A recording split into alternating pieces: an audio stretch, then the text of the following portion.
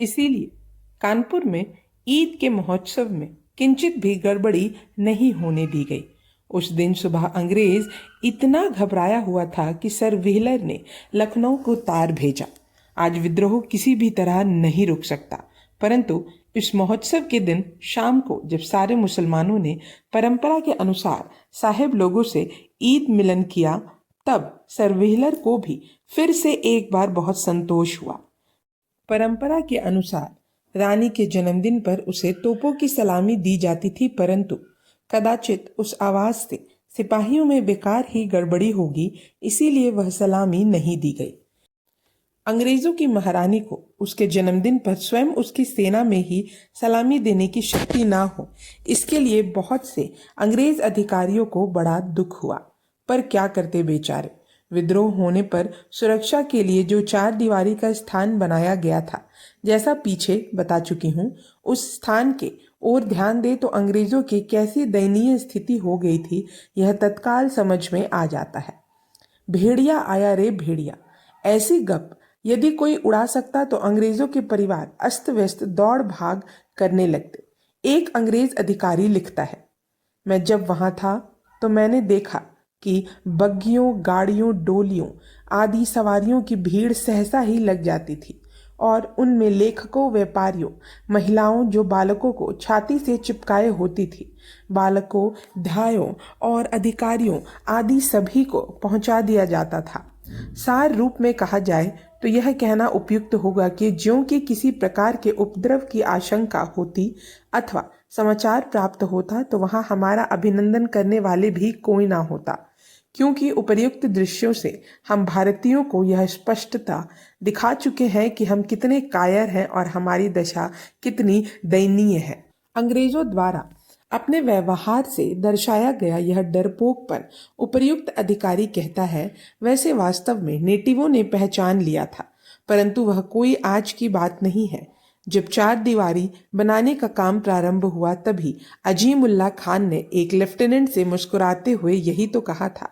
उस लेफ्टिनेंट ने अजीम उल्ला खान ने अपनी हमेशा जैसी मधुर वाणी में पूछा, सच में अभी ठीक से मुझे सूझता नहीं है। आंखें मटकाते उस चतुर अजीमुल्ला खान ने कहा, रख लीजिए निराशा का किला। मई के अंत में एक दिन एक शरारती तरुण अंग्रेज ने शराब के नशे में एक सिपाही पर गोली चला दी। यह गोली चूक गई और उस सिपाही ने सोल्जर को निरपराध मान छोड़ दिया गया और कहा गया कि शराब के नशे में बंदूक गलती से चल गई। यह हमेशा का निर्णय था, पर अब स्थिति हमेशा की नहीं थी। यह अपमानजनक समाचार फैलते ही सारी सेना गुर्राने लगी। ठीक है, हमारी बंदूक भी अब जल्दी ही गलती से चल जाएगी। यह वाक्य सिपाहियों के बीच एक उत्क्षोभक नरसिंह मंत्र ही हो गया था। एक दूसरे को मिलते ही अब बंदूक गलती से चलेगी ना, ऐसा व्यंग्यात्मक सलामी सेना में दी जाने लगी। फिर भी मेरठ की तरह जल्दी ना कर संकेत समय आने तक उन्होंने सारा गुस्सा मन ही मन पी जाने का निश्चय किया था। इस भयानकता को और भयानक करने के लिए ही शायद उसी समय एक अंग्रेज और उसकी पत्नी दोनों के शव गंगा प्रवाह में बहते बहते कानपुर आ गए। ऊपर किसी शहर के विद्रोहियों के लिए कृत्य का साक्ष्य कानपुर से क्या क्या भयंकर संवाद करेगा। गंगा को अभी ऐसे कितने ही शव बहाने हैं। भेड़िया आया रे भेड़िया, ऐसी अफवाह उड़ाकर अब तक अंग्रेज का इतना बार चकित किया गया था कि अब यदि भेड़िया आया तो भी वे सचमुच सोते रहने वाले थे। जून की पहली तारीख को स्वयं सर व्हीलर लॉर्ड कनिंग को लिखता है, क्षोभ और डर रहा नहीं, कानपुर सुरक्षित है। इतना ही नहीं, मैं लखनऊ को जल्दी ही सहायता भेज देता हूँ। इलाहाबाद से आई हुई गोरी फौज वास्तव में लखनऊ की ओर जाने लगी, और वह भी कब? 3 जून को। जिस षड्यंत्र में 3000 सिपाही और वैश्या सहित कानपुर का सारा शहर लगा हुआ था, उस षड्यंत्र का समाचार अंग्रेजों को उनकी सहायता करने वाले नानक चंद जैसे कुल्हाड़ी के बेटे से भी इतनी मुहरबंद रहे, यह कितना बड़ा आश्चर्य था। यह मुहर 4 जून की रात को टूटी।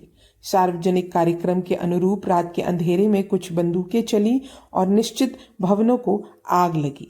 रक्तपात, नाश और मृत्यु की दौड़ शुरू हो जाने की वह करतल ध्वनि थी।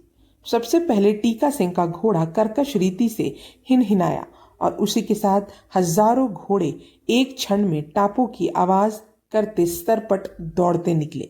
कुछ अंग्रेजी पगड़ियों और घरों को आग लगाने निकले, कुछ अन्य रेजिमेंटों को बुलाने गए, कुछ लश्करी निशानों और झंडे को कब्जे में लेने निकले। ये झंडे जिसके कब्जे में थे वह वृद्ध सूबेदार मेजर नेटिव होते हुए भी विद्रोहियों के विरुद्ध जाता सा दिखाई दिया। अतः एक तलवार का वार उसके सिर पर पड़ा और तुरंत उसका धड़ नीचे गिर गया। पहली पैदल रेजिमेंट के सूबेदार को सूबेदार टीका सिंह का सलाम है और वह पूछता है, घुड़सवार फिरंगियों के विरुद्ध चल पड़े हैं और फिर पैदल को देर क्यों? दो घुड़सवारों के यह सुनाते ही पहली पैदल रेजिमेंट दीन और देश कहते बाहर निकली। यह देखते ही उसका अधिकारी कर्नल एवर्ट कहने लगा, हाँ हाँ मेरे प्रिय बच्चों, बाबा लोगों, यह क्या? यह तुम्हारे राजनिष्ठ शील को शोभा नहीं देता। ठहरो बच्चों, ठहरो। कहाँ का ठहरो और क्या? कुछ ही देर में वह सारी रेजिमेंट सैनिक अनुशासन में घुड़सवारों से जाकर मिल गई और फिर सारी सेना नवाबगंज की नाना की छावनी की ओर युद्ध गीत गाते हुए निकली।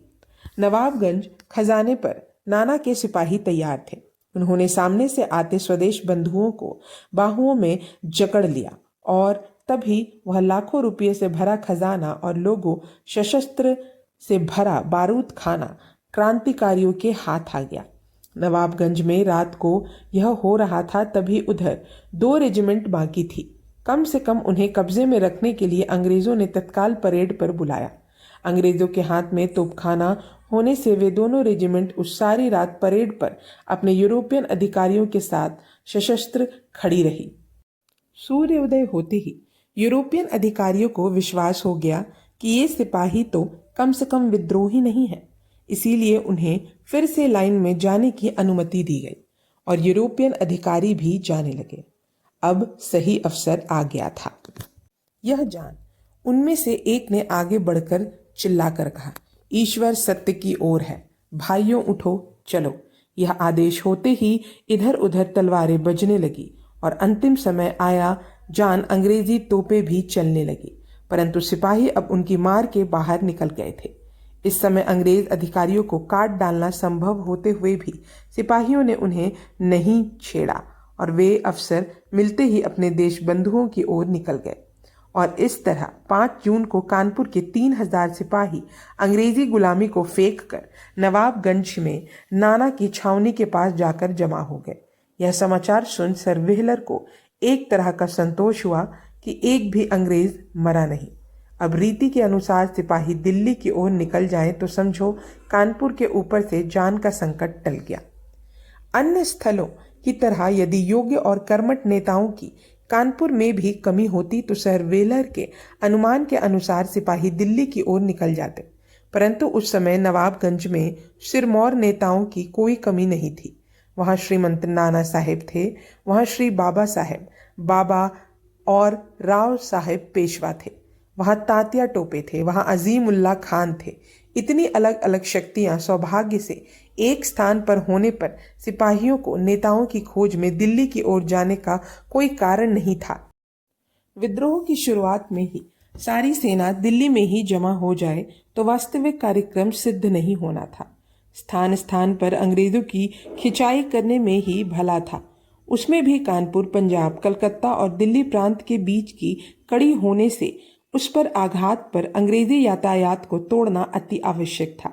ये सारी बातें सिपाहियों को उनके सूबेदार एवं नाना के मंत्रियों को समझाने पर कानपुर की ओर ही वापस लौटने की योजना सर्वसम्मति से बनी। उन 3000 सिपाहियों ने श्रीमंत नाना साहेब को अपना राजा चुना और उनके प्रत्यक्ष दर्शन की तीव्र इच्छा प्रदर्शित की। श्रीमंत नाना साहेब को देखते ही उनके नाम से सब ओर जय घोष होने लगा और उन सभी ने उस स्वयं वर्णित महाराजा के भक्ति भाव से मुजरे किए। श्रेष्ठ का चयन होते ही नाना की सहमति से अपने लश्करी अधिकारी चुनने का काम शुरू हुआ। लश्कर के सारे एक नियम प्रचारित किए गए। कानपुर के क्रांति केंद्र के प्राण सूबेदार टीका सिंह को उसके जनरल का पद दिया गया। वैसे ही जमादार दाल गंजन सिंह को 53वीं रेजिमेंट का कर्नल और सूबेदार गंगादीन को 56वीं रेजिमेंट का कर्नल नियुक्त किया गया। फिर हाथी की पीठ पर एक बड़ा भारी स्वतंत्र ध्वज खड़ा कर उसका जंगी जुलूस निकाला गया और उस दिन से श्रीमंत नाना साहेब पेशवा का शासन आरंभ हो जाने की घोषणा कर दी गई। परंतु यह चुनाव होते ही श्रीमंत नाना ने एक क्षण भी गवाया नहीं और विप्लवी सिपाही दिल्ली की ओर ना जाकर बीच में ही रुक गए। यह समाचार सुनते ही जनरल व्हीलर सहित सारे अंग्रेज लोग अपनी उस 4 दीवारी के किले में जाकर और तोपे तान कर बैठ गए। उनके पुरुष महिला बच्चे मिलकर संख्या कोई 1000 थी।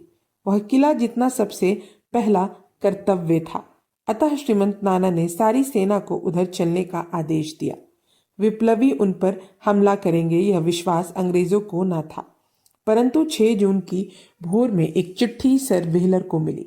वह चिट्ठी श्रीमंत नाना ने ही भेजी थी और वह ऐसी थी: हम जल्दी ही आक्रमण करने वाले हैं। आपको उसकी अग्रिम सूचना जानबूझकर भेजी है।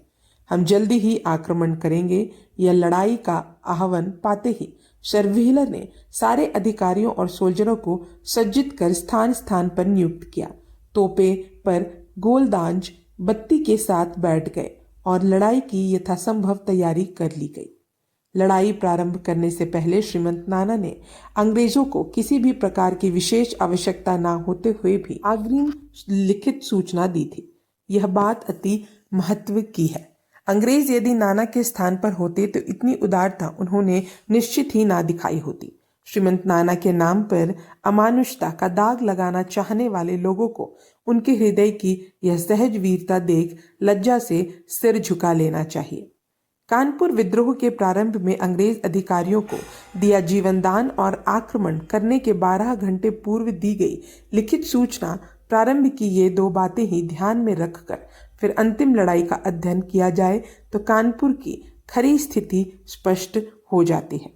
अंग्रेजों को लड़ाई की सूचना भिजवाते ही सूबेदार टीका सिंह अब जनरल टीका सिंह बारूद खाने की ओर गए और वहां सवेरा होने तक सशस्त्रागार की व्यवस्था देखी। वे उसे आक्रमण के स्थान पर भेजने में लगे रहे।